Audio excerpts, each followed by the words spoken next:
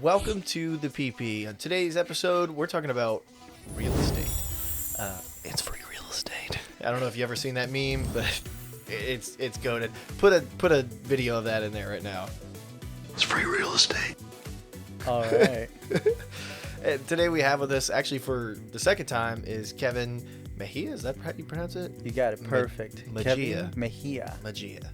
Mejia. That's how it looks. Anyways, it is. Sorry, I didn't mean to butcher your name, but I did. No, it's all right. For people that can't speak Spanish, Mejia is allowable. That's hilarious, actually. Because you can't speak Spanish? It's like Kevin Nugent, but it's pronounced Win. Oh, yeah. Like Win. Yeah. Anyways, we're getting sidetracked. If you want to watch the first episode of Kevin, it's really his story on how he got started in real estate. There's a whole lot of like nuggets of wisdom in there.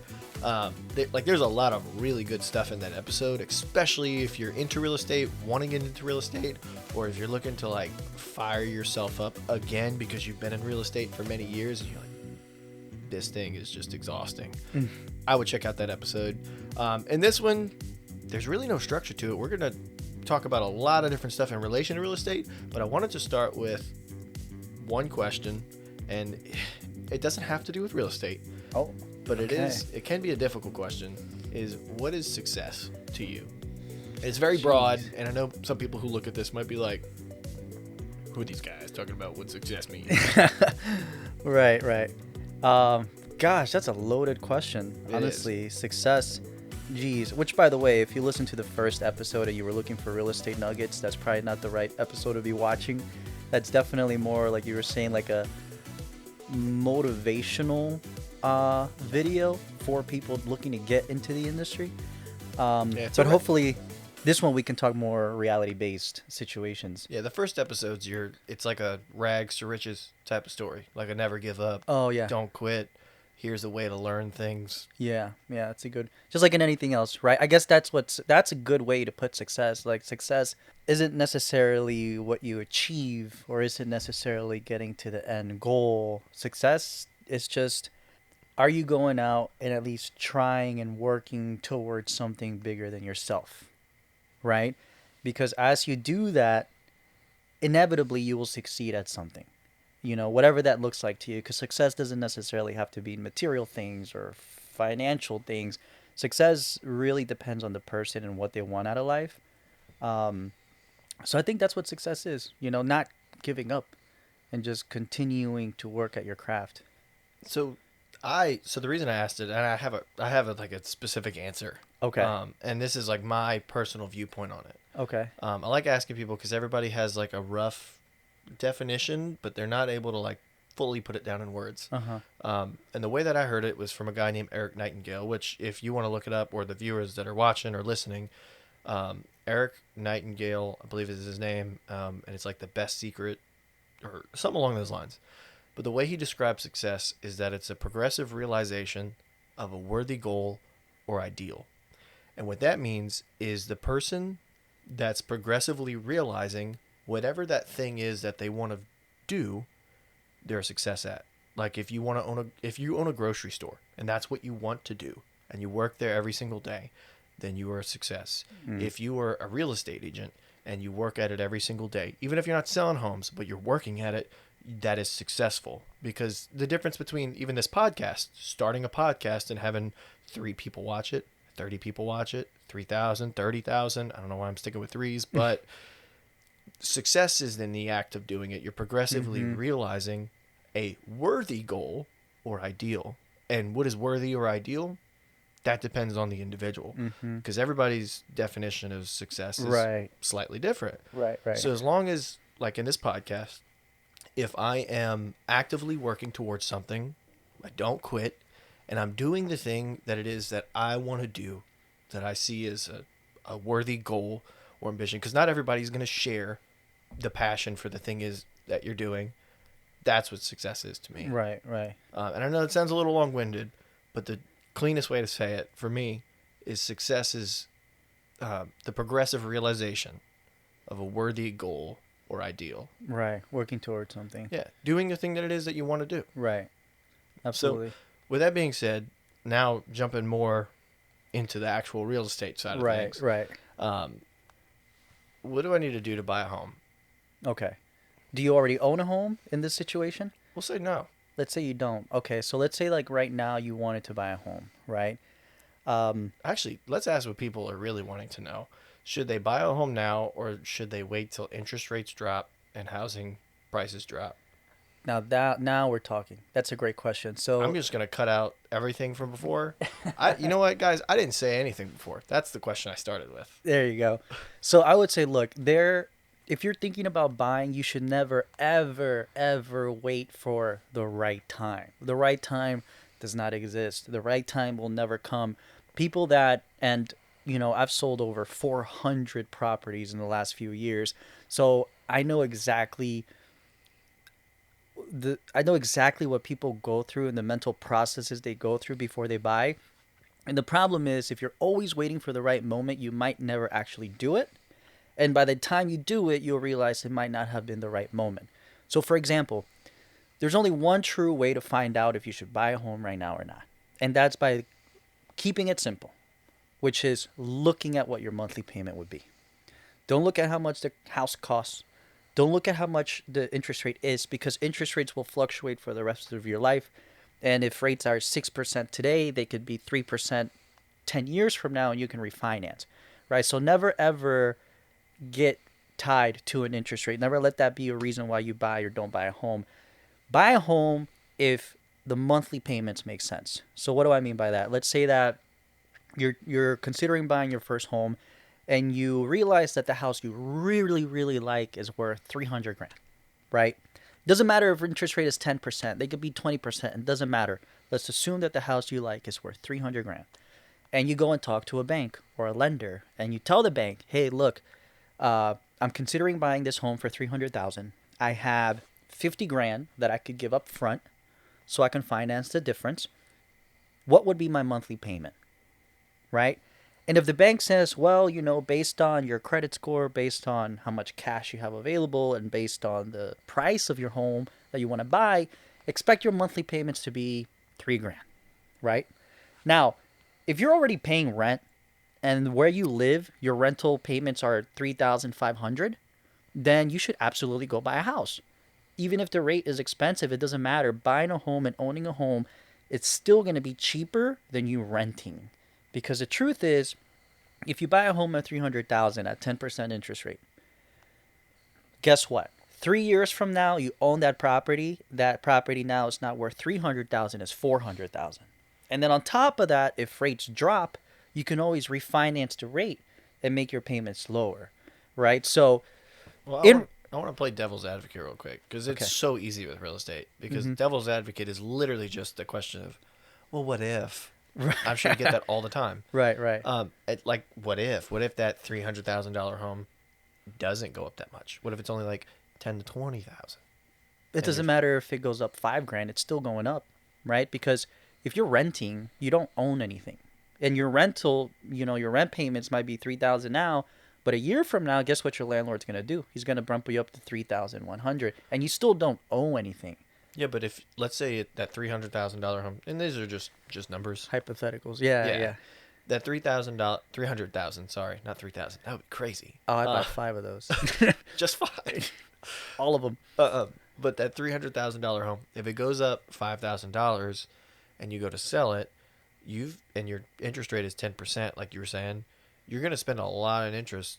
Let's say you own it for a year or two. Mm-hmm. The amount you spent in interest on the home, plus the amount that you have to spend in realtor fees when you go to sell it and all that, I feel like negates a lot of that value. Again, that's a great question, by the way, and I feel like you shouldn't have that problem if before you bought a home, you know what your long-term plan is with that home. So, for example, if you knew you were going to buy a home and you knew that when you were buying it that there was going to be a chance of selling it a year later, you probably shouldn't buy it, right? But if you're buying a home, you have to have the mentality that you're either going to own it forever until you die, or you have to have the mentality that you're going to own it at least 5 to 10 years. If you don't have that long-term commitment or vision for your piece of real estate, maybe you shouldn't get involved in real estate, because you bring up a good point. Sometimes markets are unpredictable, right? There's no possible real estate agent or lender or bank. No one out there will tell you exactly what's going to happen next year. They could predict it based on the data that's happening now and comparing that data to previous years, and you can make a prediction to what could happen. It's the But worst. no one knows exactly what's going to happen. So, in reality, if you buy, just have long-term vision, because you will never go wrong. Because I promise you this, any property you look at 10 years ago, guarantee you it's worth a lot more money than it's worth today. Doesn't matter if rates were 2% back then or they're 10% now. Doesn't matter. 10 years ago to today, home is worth more. So again, you cannot go wrong, because if you buy a home for $300,000 today, in the year 2034, it'll be worth twice as much. So it sounds like step one is don't let fear stop you, because that's what, like people do. Maybe we'll title this as clickbait just on YouTube. The market will crash. People love doing that, which I hate. I can't even listen to them anymore. But maybe we'll do that. But don't let the steps. Don't let fear stop you. As in, like, don't question the interest rate. Don't worry about how much the house is. Just really look at if you can afford it monthly. Can you afford it monthly? Yeah. And do you have long-term vision for that property? Which ties in perfectly to what success is. You're progressively realizing the thing that it is that you want. As in, like, I want a 4-bedroom, 2-bath. Let's just say that. For whoever's listening, it doesn't matter. You could want something else. I want a 4-bedroom, 2-bath. Right. Is just looking at, do I like the house? Yes. Can I afford it? No. All right. Move on. Next one. Right. Do I like it? Yes. Can I afford it? It's tight. No. All right. Move on to the next one. Exactly. Like it? Can I afford it? Yeah. All right. I can live, I can manage this. Right. And then the second step was know what you're going to do ahead of time. As in, like an archer shooting an arrow, he needs a target to shoot at. If he's not shooting at a target, well, like, where are you going? You're not aiming in a direction. Like a ship without a sail, you're just floating in the open ocean. You're where are you going? Exactly. So it's don't let fear stop you, and then know exactly if you're going to invest in this long term or if you're just looking at this just to try to make some money. Exactly. Which is usually people that want to make money right away. You're just flipping the house at that point. And I feel right. like, If you're buying and selling within a year, your mindset going into the house is, oh, I have to be making money as soon as I buy it. I'm not hoping that I'll make money along the way. You're making your money as soon as you bought it, so that you can fix it, add whatever you got to do to it, and resell it. so I feel like the people that are looking at it to make money are the realtors, construction people, Investors. investors, or also people that are like, oh, I want to make some quick money. I want to start getting into, real estate and house flipping. Right. Whereas I still think either way, the mindset should be long term. Always. But that's just me. For example, I've come across all types of different individuals in this industry, and I'm personally a long-term holder, right? But there's a lot of people that like quick flips, And now flipping homes is like, you have to know what you're doing. You have to know your market well. You can't just go buy a home and hope that it works out. Like, people that are good at flipping are good at finding homes off market, right? Because they're not listed. As soon as a home is listed on the market, you got 20 people trying to buy it. Now it's a hot commodity, right? But if you can find a property off market and someone just needs to get rid of it, let's say that a spouse died or no one's living in it, but they need the cash, like someone that needs a desperate quick sale, there you can go in and buy the home at a discount, invest your 20, 30K into it, and then resell it for a profit. Now, investing 20, 30K, is that also paying other people to do the work, or is that you putting sweat that I just threw that number out there. It just depends, right? Because but I feel like 20 to 30K is normal for a house flip.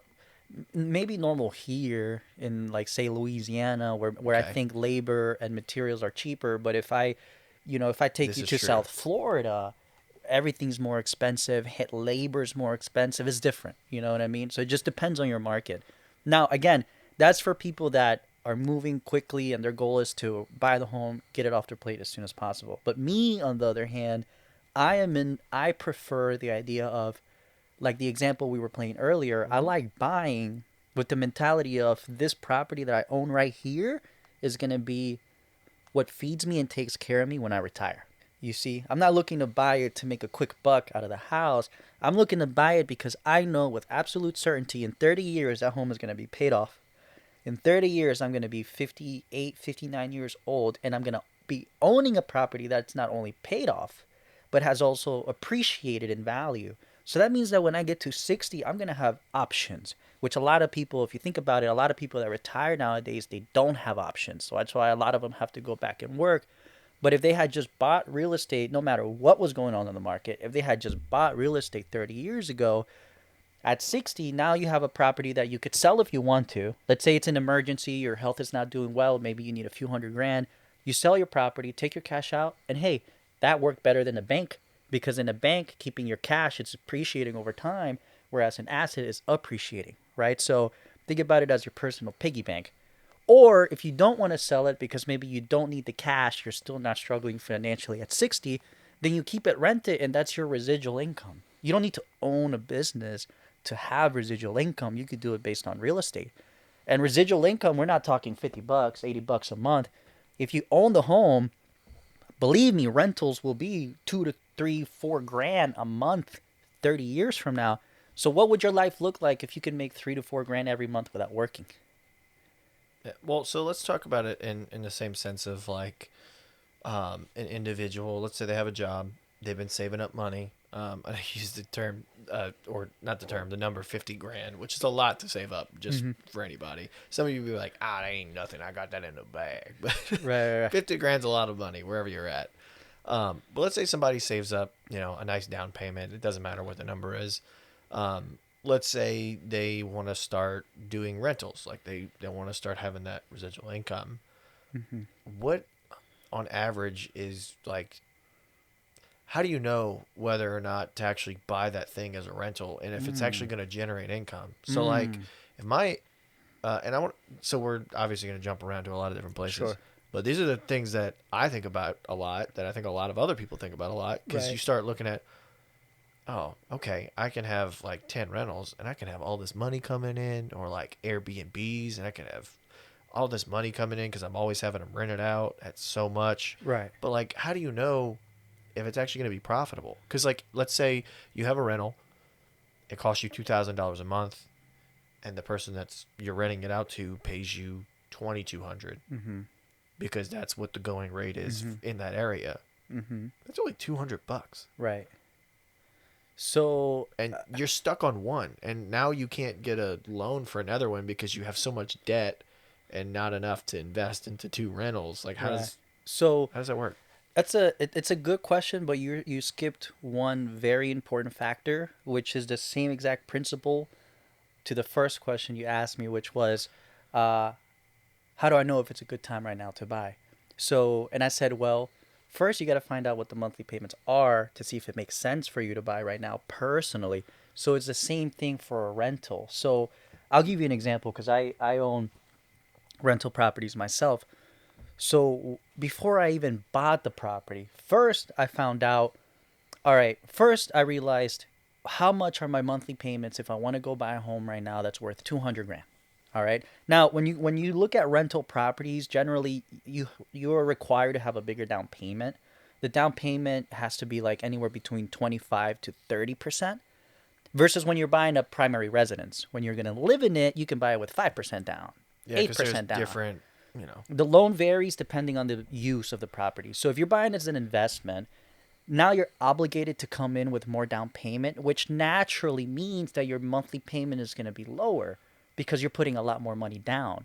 So the way that you decide, is this a good rental, is this not a good rental? First and foremost, find out how much you can afford. So I guess maybe I had the first two steps backwards. So maybe it's have that target in mind first, know the long goal term before knowing your monthly payment, because I'm either going to buy it as an investment or I'm going to buy it to live in it. Exactly.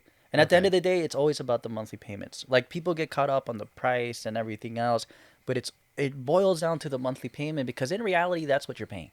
Do they not have different rates or deals specifically for investments in businesses? Like, I know first time home buyers get it for like 5% Right. down or something like that. I don't remember. There's all kinds of So different ones, but for now, I'm not a lender. So whoever's out there watching, if you're a lender and I butcher this, I'm just a real estate agent. put a So put a comment down I'm just below.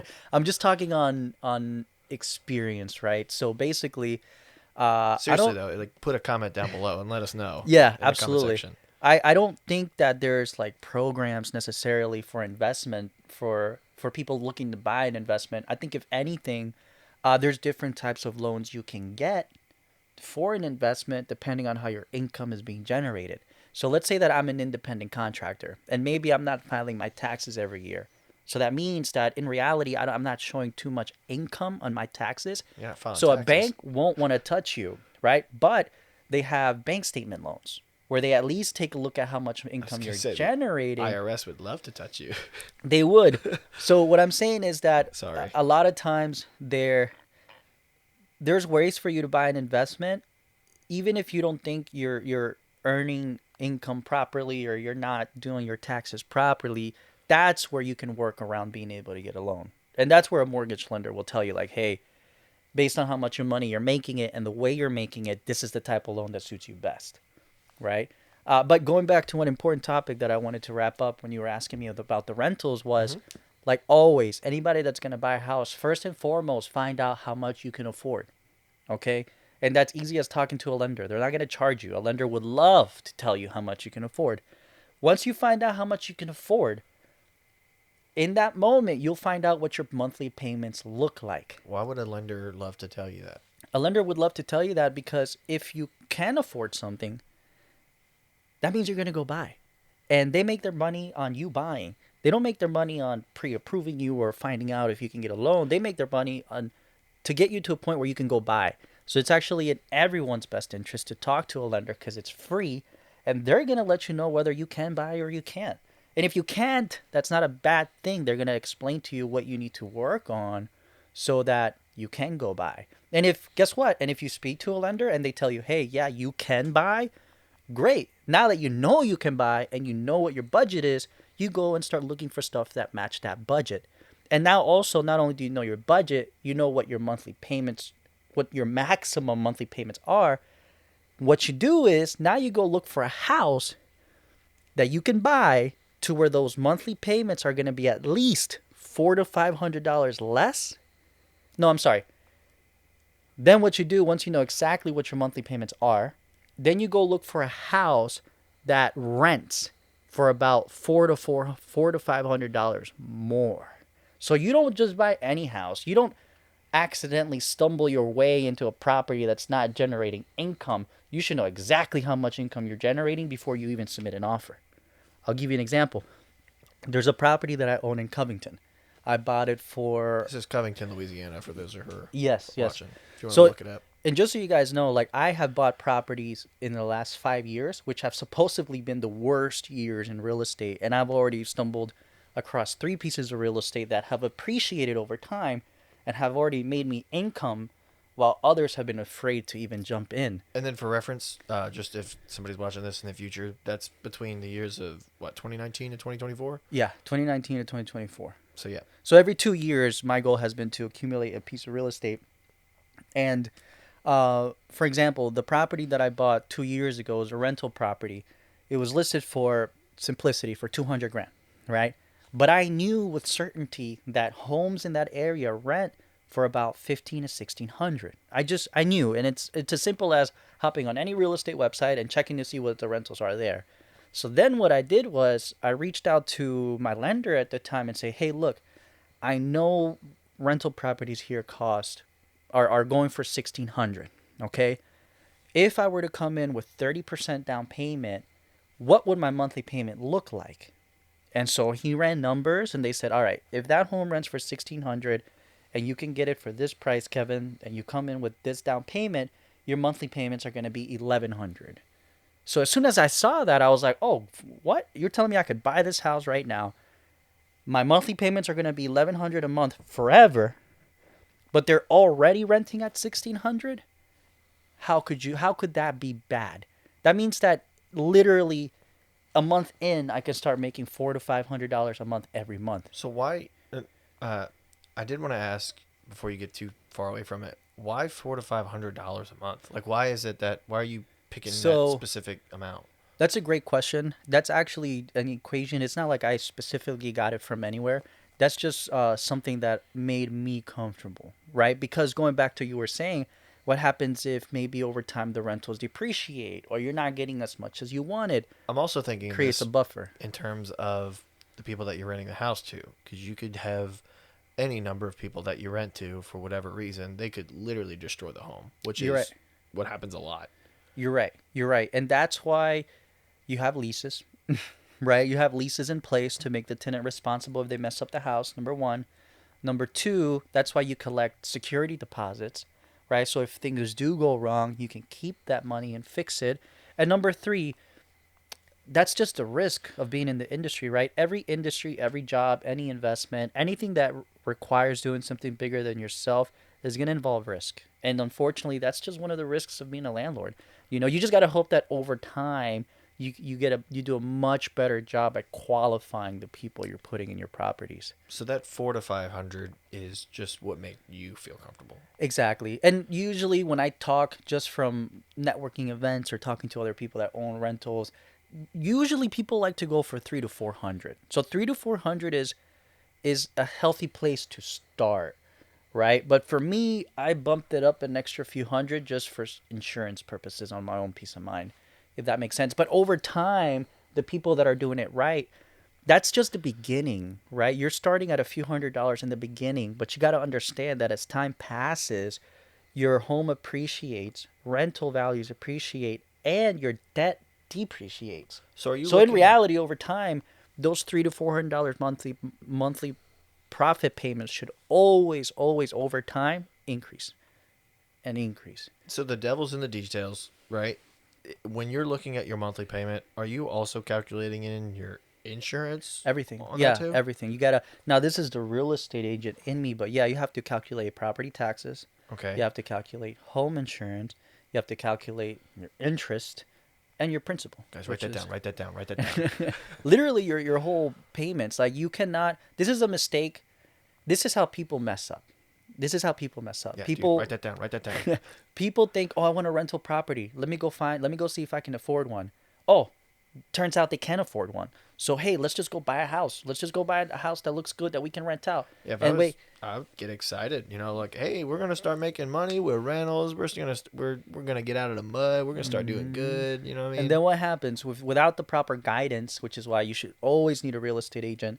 It's so funny. People try to stem away from them, but I'm a real estate agent. I've bought properties in different states, and I always use a real estate agent because I am not a know-it-all. Just because I understand the real estate market in Florida doesn't mean I understand it in the rest of the country.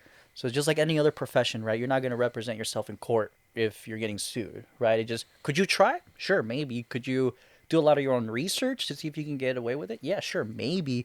But is that the best? Is that really how you want to live your life and set yourself up? Probably not, right? So what a lot of people do is they don't do a lot of the hard work up front. They rush into getting the loan. They get excited that they can get a loan and they get excited about the dream of owning investment properties and they just go and buy the next best property that just looks and seems nice. Then what happens? They buy it, they own it, and then 2 months later they realize, oh damn, we didn't calculate how much this thing can rent for. Now I'm just breaking even. Now I'm just renting it for as much as I bought it. Now I'm screwed. And that's when those situations turn ugly. So I have another fear, right? And I'm sure a lot of people have the same fear.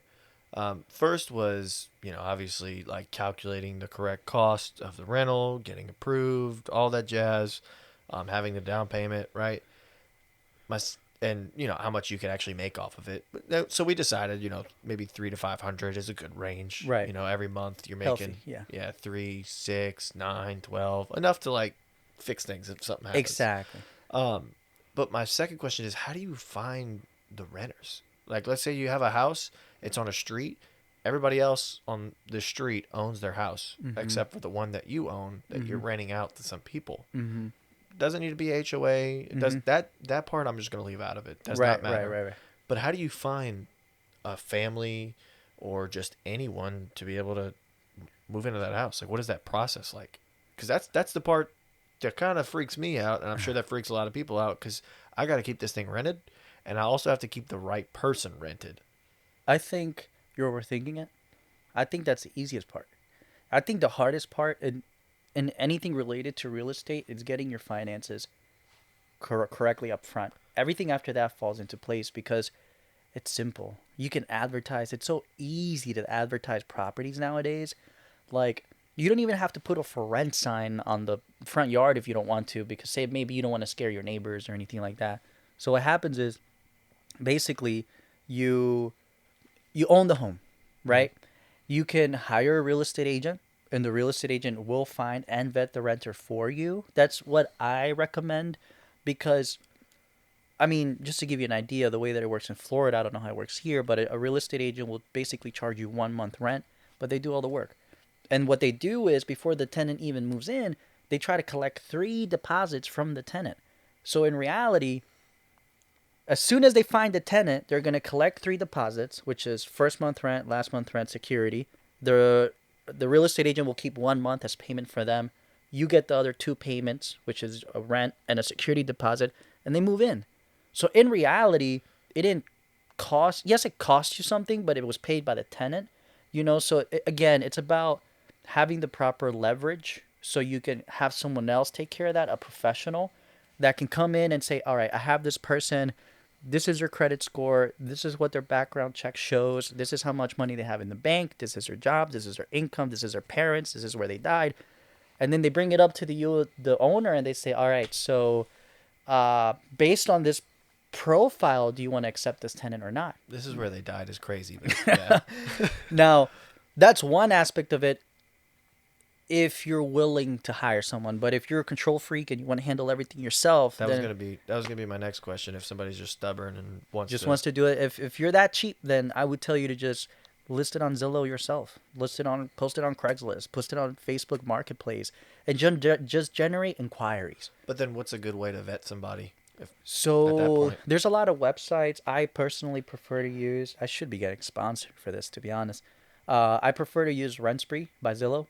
Zillow, if you're watching this, sponsor this episode. This guy, hi. Future episodes. I could run the company. So basically, as soon as the tenant, for example, you send them the link to rentspree.com, they plug in their name, their social security, whatever, and in less than 24 hours, you get a full report. Right now, it is still your job to look at the references and call the references, call the past landlord, get a feel of maybe how that person was when they lived. Hey, did they always pay on time? Did they take care of the house? When things went wrong with the home, how did they handle it? So you can always try to vet the person before they step into the home, right? And like I said, posting it online yourself is not that complicated, and you shouldn't be afraid of where you post it, because the goal is to just get inquiries. If you're not having inquiries, you're not going to find anybody, right? But as if it's listed somewhere, and this is the most crucial part, is listing it for the right price. Because if you list it for the wrong price, no one will move in. No one. Because if you're asking $2,000, but everybody around you is asking $1,500, well, I would come and spend $2,000. They're not going to. But a home that's priced right, marketed right, don't use cell phone pictures, make the place look like an Airbnb place. Make it look like a place that you personally want to go see yourself. And the people will come.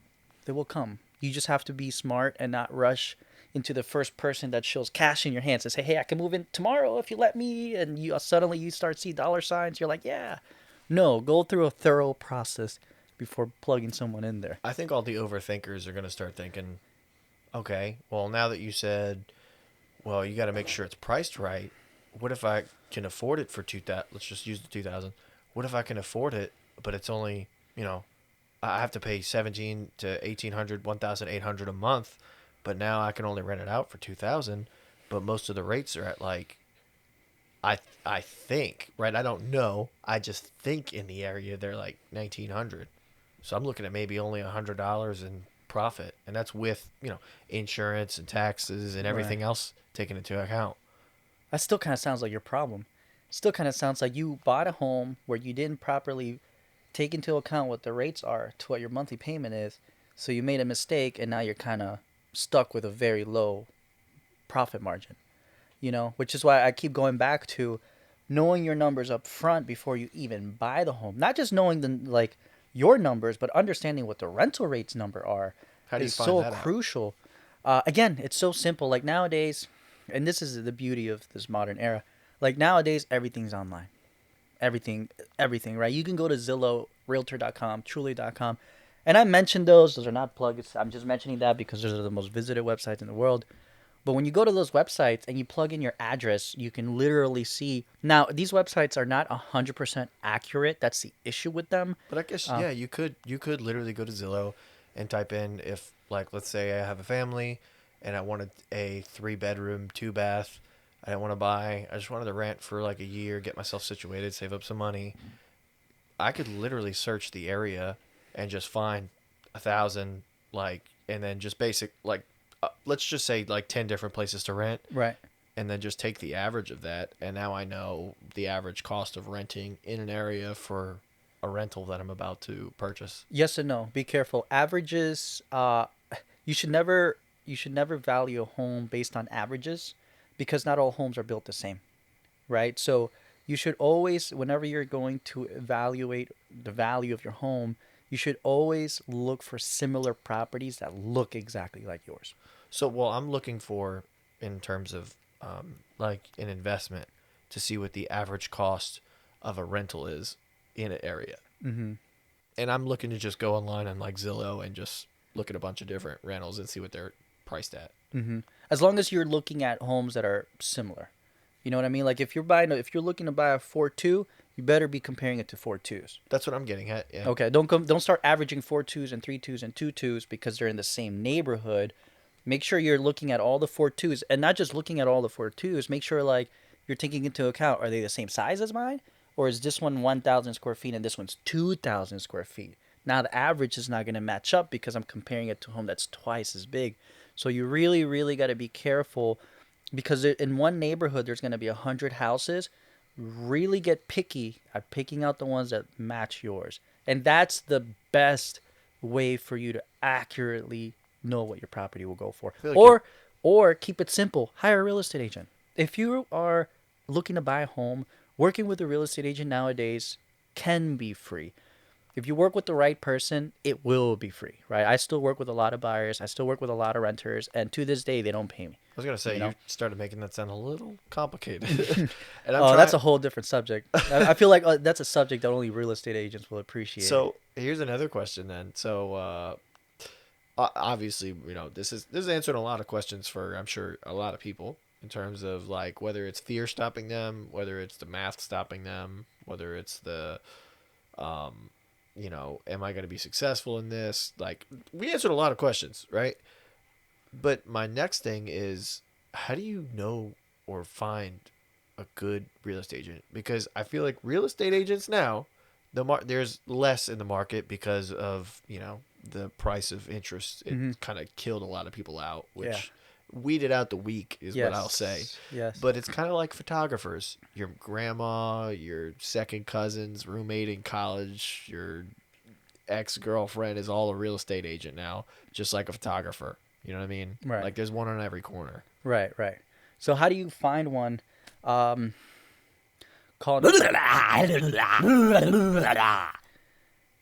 You can call me or text me, and I'll tell you exactly who the best realtor is. I'm just letting you know that entire thing was bleeped out. There was a subscribe bar in your mouth, because I have no idea who's gonna see this, and you could get just absolutely the worst texts and calls in the villa. Funny. You know what I mean? Yeah, I no. don't want that for you. I don't want my wife thinking I'm crazy. We're getting random messages all the time. No, dude, so I would not put your number on the internet. That's wild. Okay. Yeah, you're crazy for that. All right, my email is going back to your question, how do you find the right real estate agent? I will say this: if you want to find Kevin, if I don't know if you want people just from the Florida area, but I would look up Kevin Mejia or Mejia Realty. Is that what it is? Kevin Mejia, realtor, Fort Lauderdale, Florida. I should be the only person that appears on any search engine. Actually, Kevin Mejia, realtor, and I'll be the only person that appears on every search engine. But how do you find the best real estate agent? Honestly, there's one of two ways you can go about this. I would tell you, think of someone who recently bought or sold a home and make sure they had a great experience doing that and ask them who they used. Now, you should always interview at least 2 to 3 realtors. Always. So you're saying word of mouth first. Word of mouth. Now, wait. You should always interview more than one agent. You should always interview at least 2 to 3 realtors, and one of those realtors should be a word of mouth or referral that comes from someone that recently had an experience with that person. Always. Number two, you should interview someone that you research online that has not only a good presence, but also you can see how many homes they've sold. You can see how many reviews have been written about them. So where you can get a sense of that person's experience. You should absolutely have someone refer you someone. You go out and search someone that you know can get the job done. And nowadays online, that's very easy to find. It's not that difficult. And three, if you just happen to have a realtor that's constantly following up with you or that's constantly being going out of their way to try to help you, because there's a lot of people that have bought and sold homes, and because they've bought and sold homes throughout their time, they're kind of in the public database of the world. And this is usually what I do as well. This is how I generate most of my business. Usually I try to stay in touch with those people because I know eventually, maybe not now, but I know with absolute certainty throughout their lifetime, they will move again. Statistically, people always move every 5 to 8 years. Statistically, until they get to 60 and 70. And when they do move, then it's to a retirement home. And even then you can still help them. So if you happen to have someone that's staying in touch with you, whether it's via email or text or call, and they're just trying to offer you value, you should also interview that person. Interview 3 people, and when you interview 3 people, you will find not only who you feel most comfortable with, because it is also a relationship business, so you also have to feel good with the person that you're working, but most importantly, do they know the market? So, okay, before we keep going, how do you interview somebody? So, and I'm asking this in a way of you're talking to the internet, whether Right. this is somebody on Spotify, Apple Podcasts, or YouTube, wherever this is at, and however they're listening to it. I have no idea if they're watching, if they're Right. listening. Some people are timid. Some people are not very aggressive. Some people are overly aggressive, and they just want to like ask everybody, hey, how do you feel about this? Hey, how do you feel about this? Hey, how do you feel about Right. this? Right. Screw you. I'm moving on to the next one. Right. But some people are like, oh, okay, yeah, that sounds good. And then they just get bought into that person because they're afraid of saying no. So my question is how do you interview a real estate agent? Like, how do you go about doing that? Let's say you've picked 3 or you've found 3. Let's just say Right. their phone numbers. And any real estate agent you call is excited to talk to you because they want to make money. Right. And they Right. make money off of people that want to buy a home. Right. Right? So how do you interview those people? That's a great question, actually. I don't think I've ever once been asked that question in my entire career. I want to be able to tell them no and, still have them if I ever need them. So, honesty goes a long way, right? Honesty goes a long way in anything and everything. And this is uh, just being honest with the person, being truthful up front. I feel like the right person will understand. So, basically, what I mean is if you found your 3 people, whenever you call them up or they call you up and you schedule that initial meeting, you make it very clear to them, I am interviewing 3 people before I choose one, and you are the first one. Let's try it. So, You're a realtor. Let's try it. and you're a seller? No, All right, yeah, I want to buy a home. I want to buy a home. let's do a seller. Let's do a seller because I think that this happens more for people that want to sell than it is for people that want to buy. Oh, like hiring a real estate agent to sell the home? Yeah, exactly. Okay. Because Yeah. buying a home, a lot of people, what This'll they be do perfect. is they go and start shopping and they just start calling the realtors that has the home listed. So it's a little bit different. But when you're selling a home, I think you're more likely to have to interview. This will be perfect because I own a home, Mm-hmm. and I don't care. I'll be frank. I literally do not care at all. I bought my home in 2019, and I got the interest rate at like 3% or something like that, or like Right. 3.5%, which is great. Yeah. I keep telling him he needs to keep this house forever, no matter what. So I'm looking to sell my home. I want to make a bunch of money off of it, obviously as most as I possibly can. I do understand that hogs get slaughtered, pigs get fat. So right, don't be greedy. Mm-hmm. But I want to get the most I can for my home. Right. So let's say I find Kevin now online. Hey, Kevin, I'm looking to sell my home, and I'm looking around for real estate agents.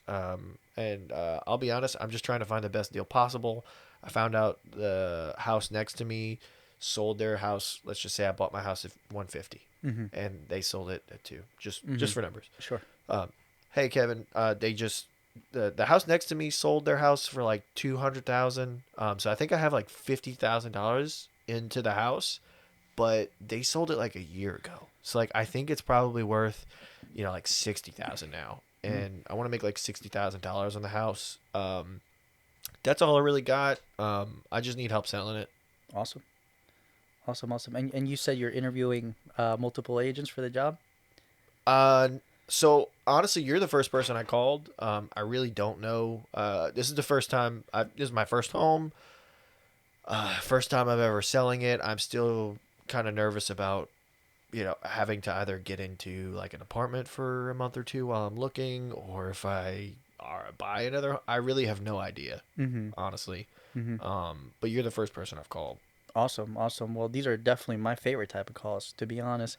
Especially when you're clueless about what you're doing, it just makes things easier. Most people are, and I'm approaching this from that standpoint. Right.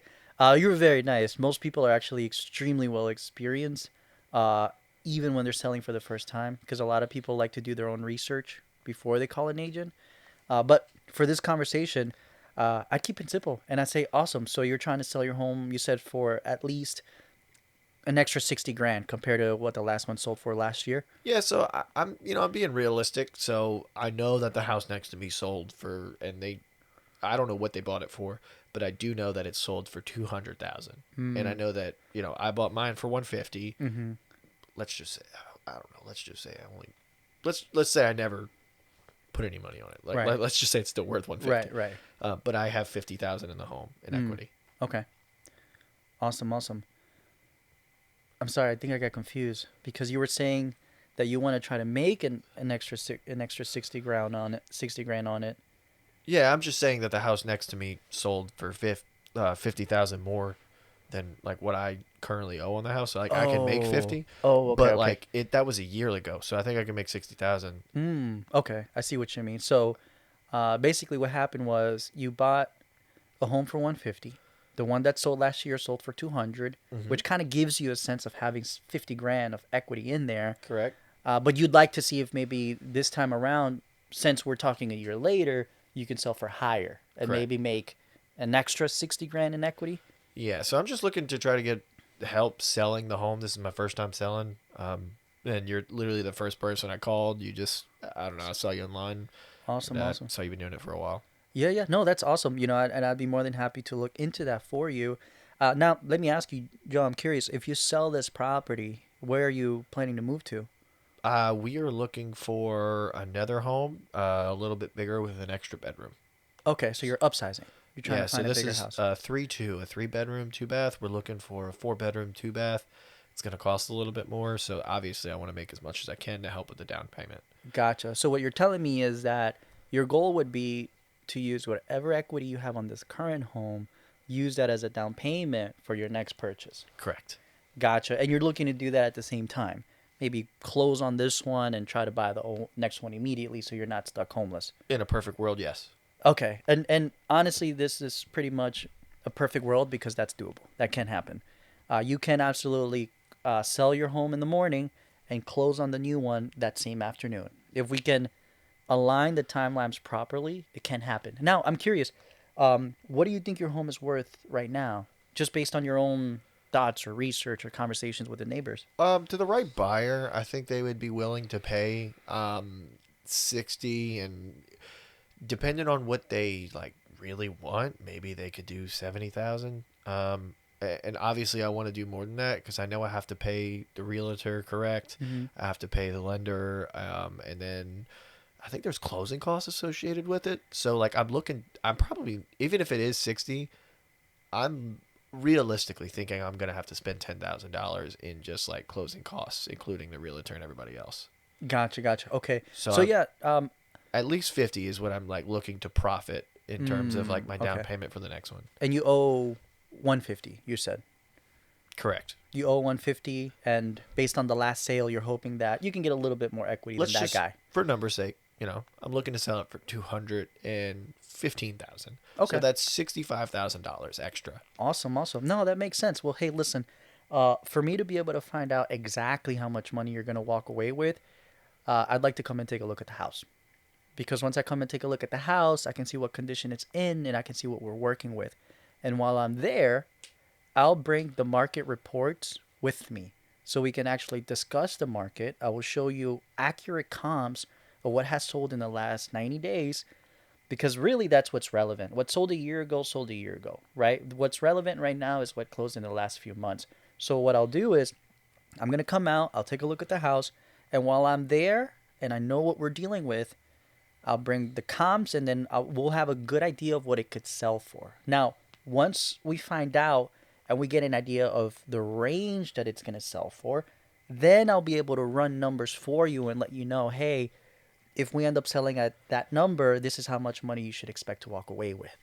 So then you can decide at that point if you're comfortable with the actual numbers of the market or if you want to hold off and wait for things to improve. So like I'm pretty sure it's gonna at least sell for 210,000. I don't think you really need to come to the house, to be honest with you. Okay. I got a lot of stuff going on, genuinely. And like I said, you're the first person I called. I don't know. I might call somebody else and see. I've never done this before. No, that's fine. Sounds to me like you're an extremely busy guy and you're in a rush. Look, could we just run with things without me having to look at the place? Yeah, sure. You can do that. I mean, I'll Now, tell you this. I added on to the house, so I know it's worth more because I have a few extra square footage. let me ask you this, Joe. So if you were, let's say you were sick and you showed up to the hospital, would you tell the doctor at that point, hey, I know exactly what's wrong with me. I just need you to prescribe me with this and I can go home and fix myself? Or would you actually listen to the doctor and see what you actually need? Honestly, just I don't even trust a lot of doctors now. I avoid going to the doctors. You do? Well, it sounds like you live on the edge, man. I don't know how you do it. Yeah, I mean, I'm trying to like unless I broke a bone, I'm not going to the doctor. Gotcha, gotcha. Well, listen, this is what you're Unless, asking me to do. or if I need meds or something like that. Well, You know what I mean? I'll tell you this. Again, can I work with how you want to approach it? Yes, that's not a problem, right? But this is, in essence, this is what you're asking me to do. You're asking me to perform open heart surgery on you and let you die on the table. That's Well, I that's don't in wanna die essence on what the you're table. asking me to do. Except that this isn't physical surgery. This is financial surgery on your home. So if you want, I could rush it and we can hope for the best, or I could treat it properly to make sure we don't leave any money on the table. But you let me know what you want to do. Okay. Well, I'll probably have to. I don't know. I guess I'll have to think about it and maybe call you back or something. Sure, because let me ask you this. You feel with absolute confidence it's worth 210, 215. What if it's worth 230? Wouldn't you want to know that? Yeah.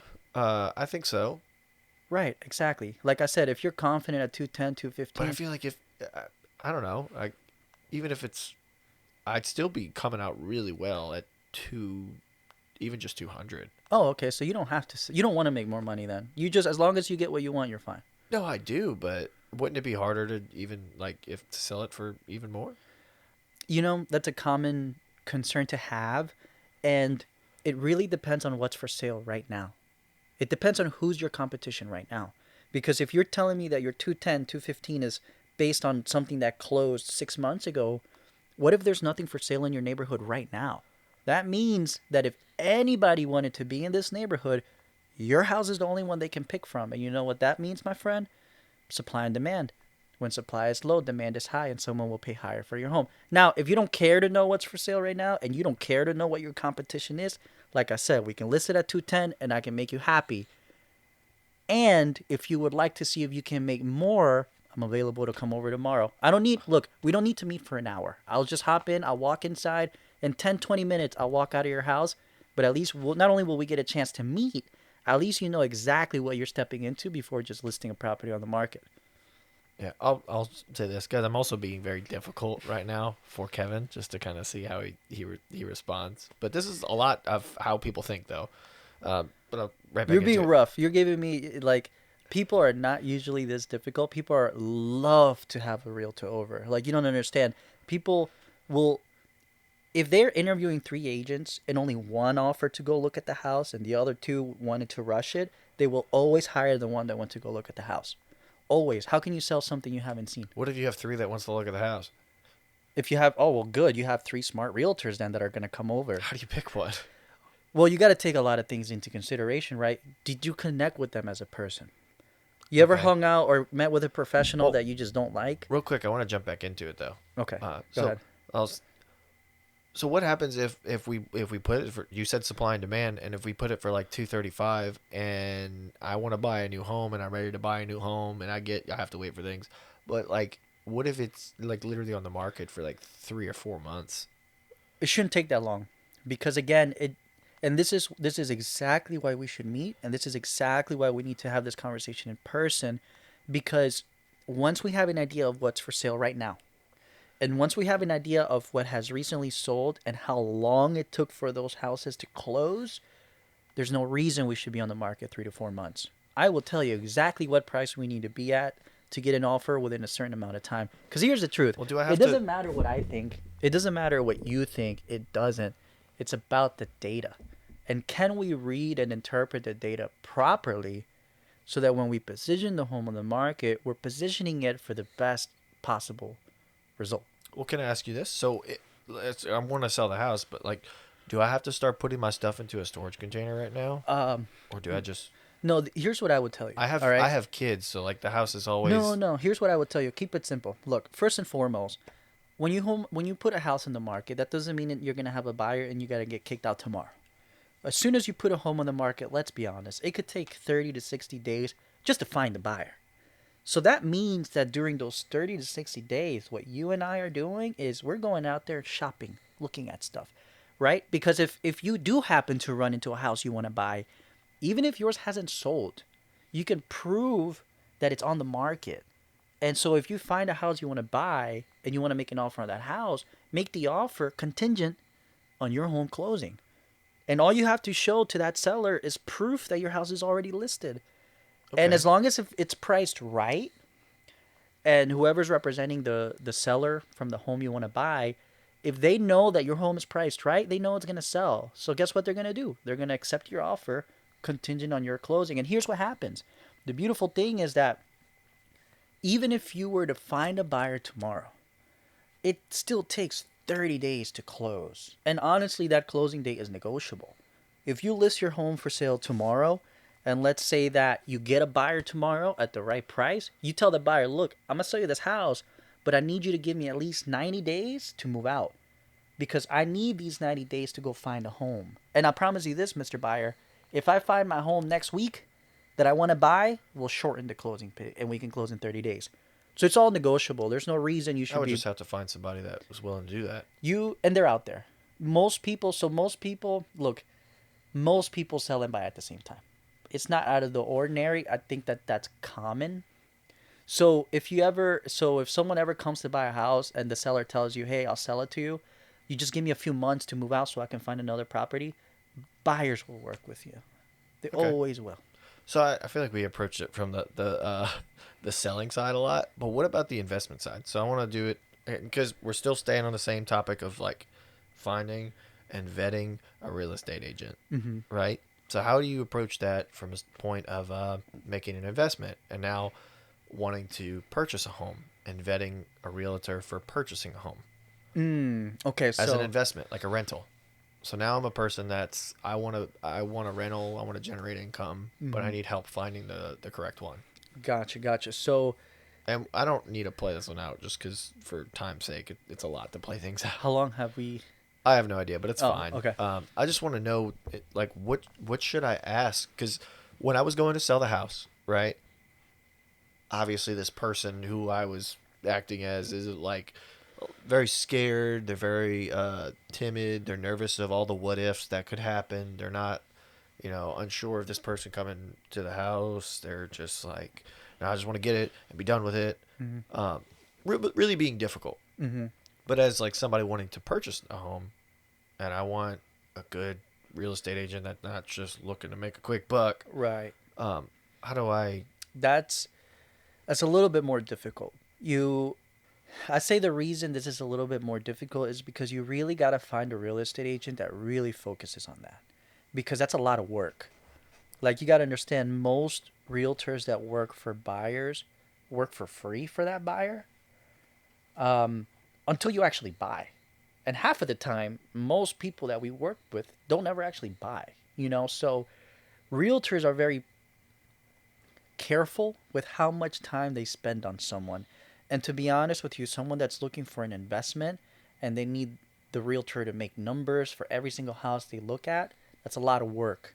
So you would actually have to either Google and search a realtor that focuses on helping to find investment properties, and you might have to be willing to spend the money if they're a little bit more expensive, because truly it requires a lot of work.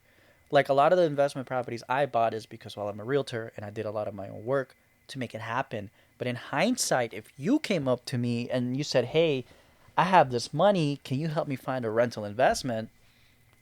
I'd be nervous because it's extremely a lot of work, and I still don't know if you're actually going to buy or not. So it sounds like getting a real estate agent to help find renters or to sell your home is a whole lot easier than finding a real estate agent to purchase for an investment. Yeah, any realtor can help you purchase a property as long as you know what you're purchasing. But if you're and you're purchasing comfortable what you're as purchasing, a home to live in, I feel like that's also easier. that's easier. Exactly. Because now you're not buying off of monetary purposes. Like, as long as you can afford the monthly payment and you like the house, you're buying the house. Right, but the investment side of The it is, investment side is a lot of work. It's a lot more risk. There's a lot more research, because I told you it's a lot more research you got to do up front just to see if it makes sense to approach the property. There's realtors out there that do that. There's investment firms out there, I think, that do that. They're more expensive, but because of the work involved. I think that if you're looking to buy as an investment, work with a realtor, but be prepared to do a lot of the work yourself. Just ask your realtor for their opinion. So you could be like, "Hey, I found this house. I see here that they're renting for 18 and my monthly payment would only be 15. Hey, Mr. Realtor, can you double check to see if it's actually 18 that it would rent for? Or if I were to buy this tomorrow and I hand it to you to rent it to me, be honest, what would it rent for?" And they can be there to give you second opinions. But if you want them to calculate everything for you, for someone that's been doing this almost 10 years, I don't, unless they're a family member, no one's actually going to do it. Yeah, which makes sense. Everything you're saying is very, very, very logical. I'm fully with it. Yeah, yeah.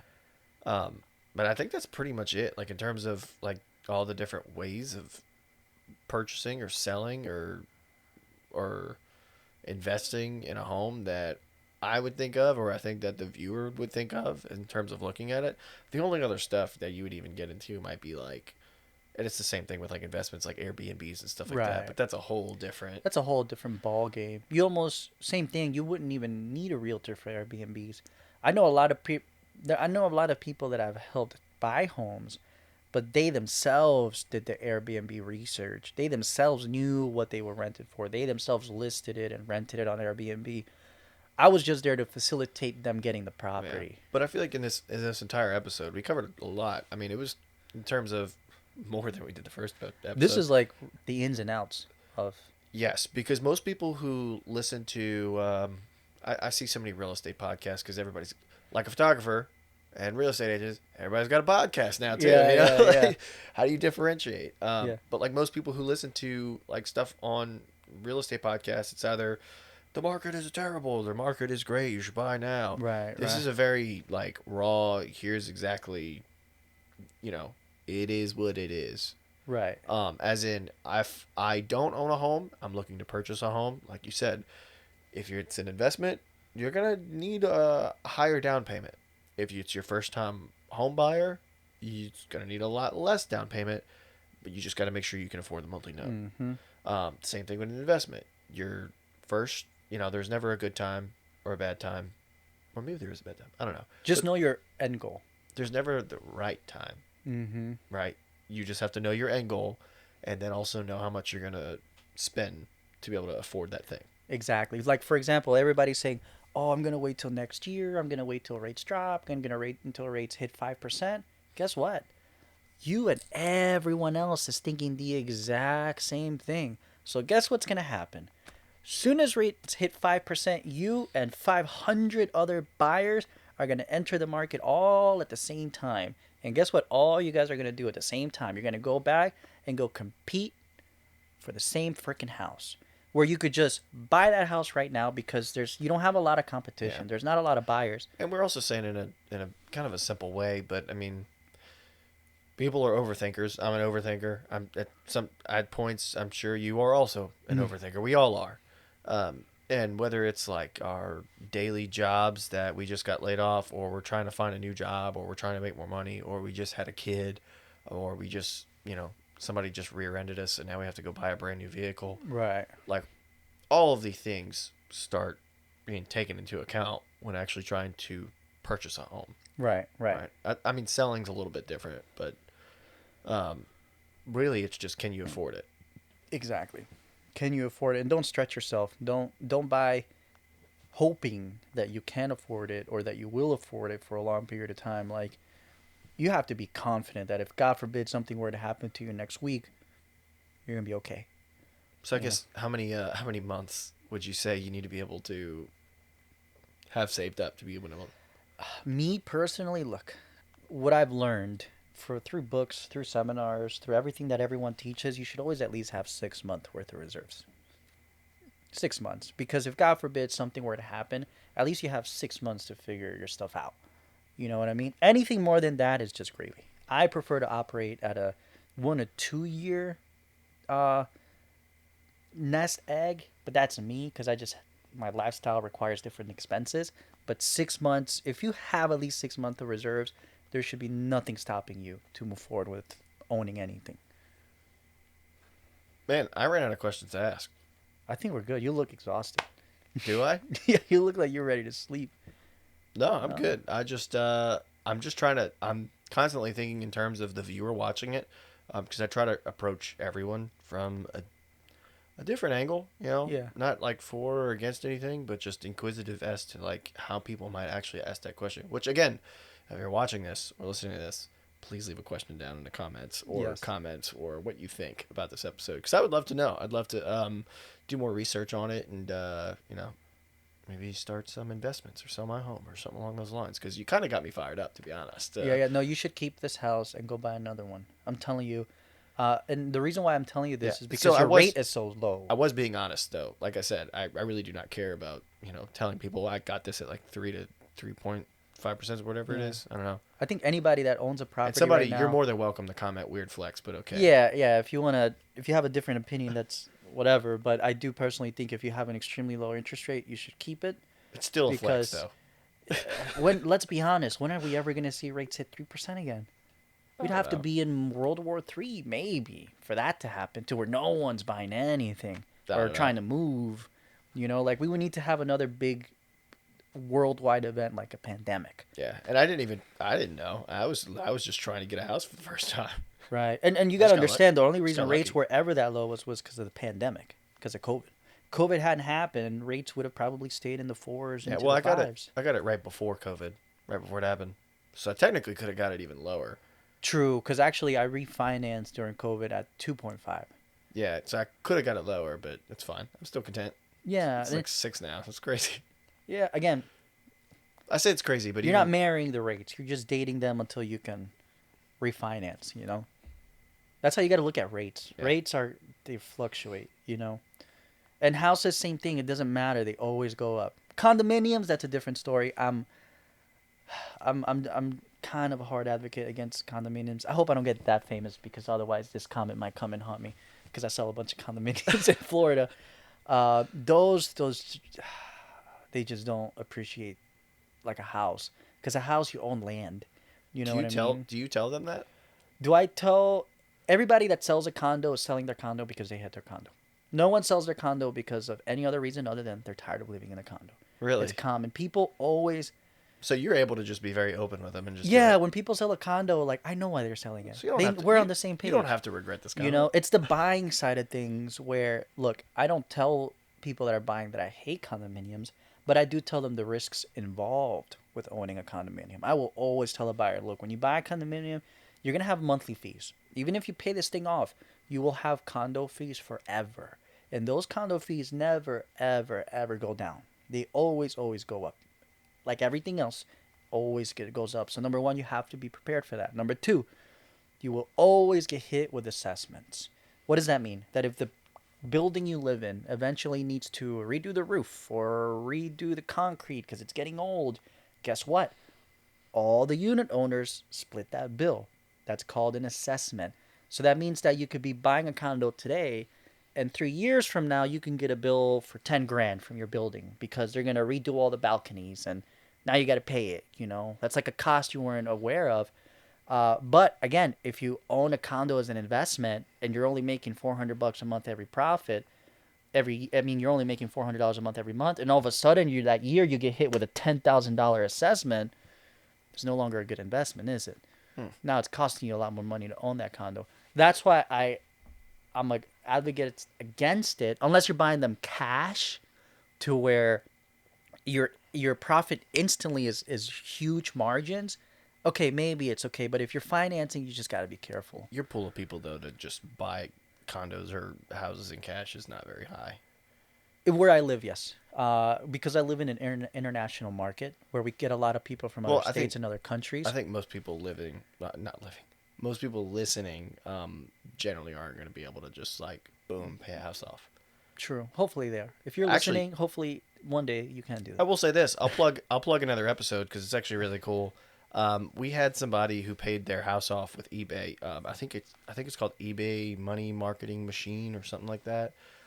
But actually, same exact setup. He paid his house off, literally selling all kinds of stuff on eBay. Right, right. Like he paid his entire house off by literally just like traveling miles, buying like 50 basketballs. All like e-commerce, basically. Yeah, he would buy like 50 basketballs for like $1 each, just because he found some obscure sale. Yeah. Like 2 hours away. Yeah. So he would just drive out there, go buy them all, come back, and sell them all for like $20 a piece. Right, right. His house was literally like a warehouse. Right, like he bought shelving and had the most obscure things. That's cool. Like he'd have wild DVDs. I'd be like, dude, what the? He made it.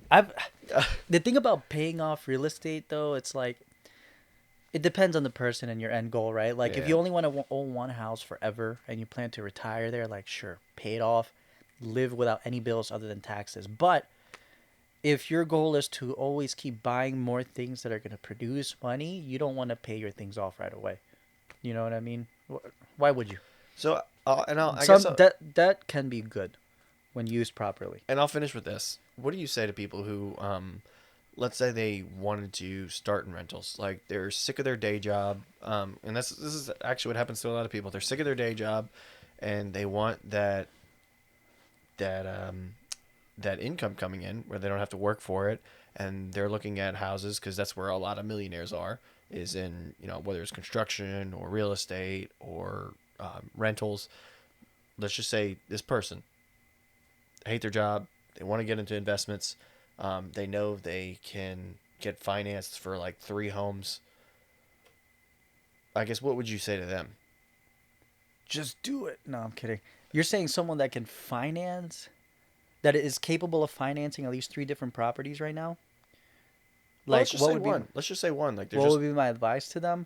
Yeah, they're just wanting to get started. They're just wanting to get started, and they have the finances for it. They have $20,000 saved. My advice is talk to a lender as soon as possible. Find out what you can afford, and once you find out what you can afford, start shopping for properties that fit that budget, and start familiarizing yourself how much properties at that price range usually rent for, and just look into that as often as possible, and eventually you're going to start to notice a trend. You're going to start to realize certain neighborhoods or certain areas rent more than others. And once you have that figured out, everything will click. To be honest, even if you're only making $300 monthly profit, still consider buying the property, because you're never actually going to learn. You're never actually going to know how to get better or how to do anything until you actually go and at least try it once. I was so afraid to buy my first rental property. It wasn't like I planned on it. It just happened to fall in my life at the right place at the right time. I had the money available to do it. It was just good timing for me. I didn't plan for it. But in hindsight, that property in 2 years made me 24 grand. Like, where else can I go make 24 grand without working? Just Stock by market. sleeping. Yeah. But even then, the profits aren't as intense Drugs. yeah, right. I should start selling drugs. But Hey, cut just that out. do Cut it. that out. Cut Yeah, that yeah. out. I'm just kidding. Just do it. Like, you're never gonna know what not to do, or you're never gonna know how to do it better until you actually go and do it, even if that means falling on your face a few times. But yeah, with that being said, I've enjoyed it. I'm glad you came back on. You're actually the first guest to actually be on twice that I can think of at the moment. It is like 10 o'clock at night, so maybe I'm wrong. Yeah. But Oh, yeah, you're right. Maybe I'm the one that's feeling tired, not you. yeah, I don't know. I did have this coffee, but who knows? But with that being said, is there anything you want to say in closing? Most people Yeah. don't even stick around this long, so you can say whatever you want. Yeah, call me at. Right, yeah, because that didn't get bleeped out again. Thank you for checking out the episode. Like I said, leave a comment down below. Let us know if you like the episode. Let us know what you think. Let us know, I don't know, what color underwear you're wearing. And subscribe. Share with your friends and your mother. Bye.